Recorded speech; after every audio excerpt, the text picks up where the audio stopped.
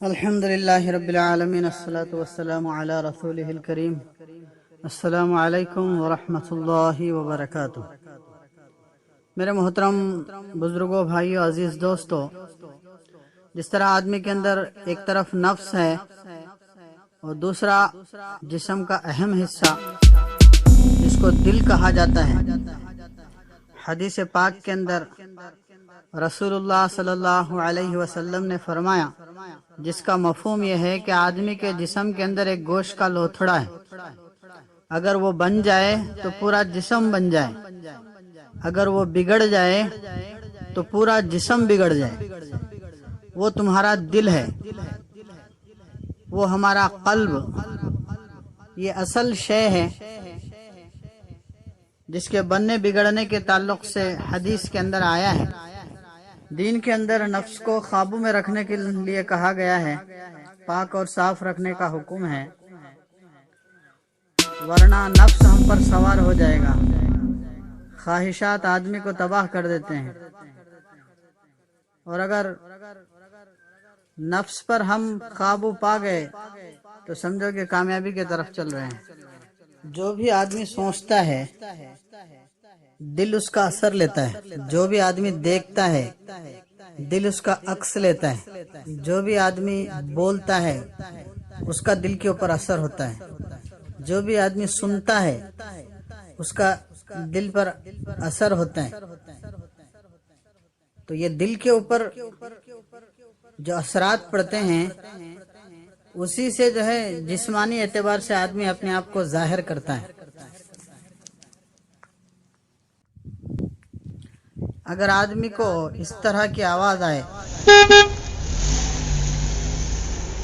تو پھر اس کے دل سے ایک شکل ظاہر ہوتی ہے اس کے ذہن کے اوپر۔ اگر آدمی کو اس طرح کی آواز آتی ہے تو پھر ویسی ہی شکل آدمی کے دل و دماغ پہ چھا جاتی ہے۔ جو باہر سے ہمارا دل اثر لیتا ہے وہی چیز کو وہ دوبارہ ظاہر کرتا ہے۔ حدیث پاک کے اندر جس گوشت کے لوتھڑے کا دل کا ذکر کیا گیا ہے اس کا ایک فزیکل سٹرکچر ہے جو آدمی آنکھوں سے دیکھ سکتا ہے۔ گوشت کا لوتھڑا آدمی جو ہے ہاتھوں سے چھو سکتا ہے۔ تو اس کا بننا بگڑنا یہ کس سے ہے کہ اس کے اطراف کے ماحول سے ہے، کہ آدمی جو دیکھتا ہے، سنتا ہے، بولتا ہے، سوچتا ہے، اس سے آدمی کا دل بنتا ہے اور اس سے آدمی کا دل بگڑتا ہے۔ حضرت امام غزالی رحمۃ اللہ علیہ نے دل کی مثال تالاب کی دی ہے، تالاب سے دل کو تشبیہ دی ہے۔ جس طرح تالاب میں پانی ہوتا ہے، تالاب میں وہی پانی ہوتا ہے جو نالوں سے آتا ہے۔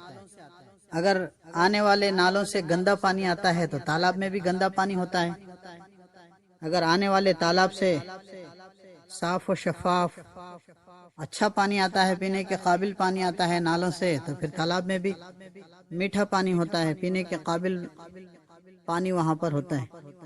تو فرمایا جس طرح تالاب کے نالے ہیں، فرمایا دل کے جو نالے ہیں وہ آنکھ، کان، ناک، آدمی کی سوچ، اس سے اگر اچھی بات جائے گی تو دل میں اچھائی پیدا ہوتی ہے، دل اچھا بن جاتا ہے۔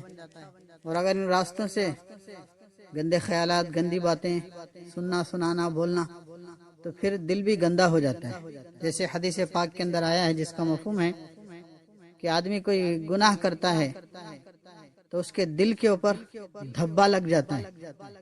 وہ جب آدمی اپنی غلطی کو سمجھتا ہے اور اس سے جو ہے توبہ کرتا ہے تو وہ سیاہ دھبا دھل جاتا ہے۔ کہ آدمی کے ظن کا بھی اثر پڑتا ہے۔ آدمی کسی سے حسن و ظن کرے اس کا بھی دل پہ اثر پڑتا ہے، آدمی کسی سے بدگمانی کرے، کسی سے بدظن ہو جائے، اس کا بھی اثر دل کے اوپر پڑتا ہے۔ اسی لیے بڑوں کا کہنا ہے اور جو دماغی اعتبار سے جو سائنس پڑھنے والے ہیں ان کا بھی کہنا ہے کہ آدمی اگر نیگیٹو سوچتا ہے، آدمی کی سوچ اگر منفی ہوتی ہے کہ میں یہ نہیں کر سکتا، مجھ سے یہ نہیں ہوتا، اور مجھے کوئی پسند نہیں کرتے، مجھے وہ کرنا نہیں چاہتا، مجھے یہ نہیں چاہتے، اس طرح کے منفی خیالات، نیگیٹو تھاٹس آدمی کے اندر آتے ہیں تو پھر اس کا اثر بھی آدمی کے دل کے اوپر پڑتا ہے. اور جب آدمی پازیٹیو سوچتا ہے، اچھائی کا سوچتا ہے کہ نہیں میرے ساتھ اللہ کی طاقت ہے، نہیں میں یہ کام کرنا جانتا ہوں، کرتے جائیں گے تو آسان ہوگا، کوئی کام مشکل نہیں، کرتے کرتے آسان ہوتا ہے. اس طرح آدمی جب پازیٹیو سوچتا ہے، مثبت سوچ رکھتا ہے، تو پھر اس کا اثر دل کے اوپر پڑتا ہے. تو پھر یہ ہمارے ہاتھ میں ہے کہ ہم اپنے دل کو، اپنے آپ کو کانفیڈینشیل بنانا چاہتے ہیں، اپنے خودی کو، اپنے ایگو کو، اپنے دل کو ہم مضبوط بنانا چاہتے ہیں، یا اپنے آپ کو ہم کمزور بنانا چاہتے ہیں. یہ آدمی کے اپنے ہاتھ میں ہے. اسی لیے اسلام ہم کو ہر ایک کی اچھائی کے بارے میں سوچنے کے لیے کہتا ہے. کسی کے اندر کی برائی مت دیکھو، اور اللہ کے اوپر بھروسہ رکھنے کو کہا جاتا ہے. اپنے آپ پہ نہیں بلکہ اللہ کے اوپر بھروسہ رکھ کے اللہ کا نام لے کر ہر کام شروع کرنا ہے. انجام کو دیکھنا نہیں ہے، انجام اللہ کے ہاتھ میں ہے. اس طرح کی سوچ جب آدمی رکھتا ہے تو پھر جب آدمی اندرونی اعتبار سے مضبوط ہوتا ہے اور اپنے آپ کے اوپر اتنا بھی حد سے زیادہ آدمی بھروسہ نہ کرے کہ میں ہی کر سکتا ہوں، مجھ سے ہی ہوتا ہے، تو پھر آدمی کسی کام کے قابل نہیں رہتا. بلکہ اللہ کے اوپر توکل رکھتے ہوئے، تقوی کو اختیار کرتے ہوئے جب آدمی کام کرتا ہے تو پھر اللہ کی مدد اس کے ساتھ ہو جاتی ہے. اور ایک حدیث پاک کے اندر ہے جس کا مفہوم ہے، جب آدمی اللہ کے ساتھ حسن گمان رکھتا ہے اللہ بھی ویسا ہی معاملہ کرتے ہیں. جیسے بندے کا گمان ہے اللہ کا معاملہ بھی اس کے ساتھ ویسے ہی ہوتا ہے. جو بندہ یہ کہتا ہے کہ میری دعا قبول ہوتی ہے، اس کی دعا برابر قبول ہوتی ہے. جو یہ کہتا ہے کہ میری دعا قبول نہیں ہوتی تو پھر اس کی دعا قبول نہیں ہوتی. تو اس لیے آدمی ہمیشہ منفی نہیں بلکہ مثبت سوچ رکھنا چاہیے، پازیٹیو تھنکنگ رکھنا چاہیے. اس لیے آدمی کو چاہیے کہ اس کو اپنا اٹھنا بیٹھنا اس کو صحیح کرنا چاہیے کہ وہ کیسے لوگوں کے ساتھ اٹھتا ہے، کیسے لوگوں کے ساتھ بیٹھتا ہے. ماحول کا بہت زبردست آدمی کے اوپر اثر پڑتا ہے. ایک اللہ والے کے پاس ایک آدمی نے آ کر سوال کیا کہ حضرت میں ہمیشہ غمگین رہتا ہوں، چاہے جتنا خوش رہنا چاہو لیکن ہمیشہ مجھے غم سوار رہتا ہے، کیا کروں؟ حضرت نے اس آدمی سے کہا تم ایک کام کرو، تمہارا اٹھنا بیٹھنا غریبوں کے ساتھ رکھو، غریبوں کے ساتھ زیادہ وقت تمہارا لگے. تو چنانچہ اس آدمی نے ویسا ہی کیا، اور چند دنوں کے بعد پھر اس بزرگ کے پاس جانا ہوا تو اس نے کہا کہ حضرت بڑی تبدیلی میرے اندر آئی کہ پہلے بہت غمگین رہتا تھا اور اب الحمدللہ ہمیشہ طبیعت میں ایک طرح کی خوشی محسوس ہوتی رہتی ہے. بزرگ سے پوچھا کہ آخر کیا وجہ تھی اور آپ نے کیا علاج بتایا، مجھے کچھ سمجھ میں نہیں آیا.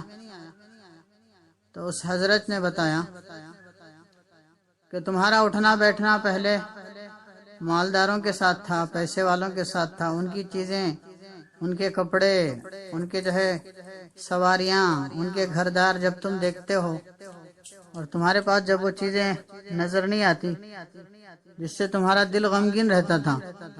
لیکن جب میں نے کہا کہ غریبوں کے ساتھ اٹھو بیٹھو تو تم نے دیکھا کہ بہت سے ایسے لوگ ہیں جو تم سے کھانے پینے کے اعتبار سے، پہننے اوڑھنے کے اعتبار سے، رہنے کے اعتبار سے تم سے کم تر ہے، کمزور ہے. تو پھر تمہارے دل کو خوشی ہونے لگی.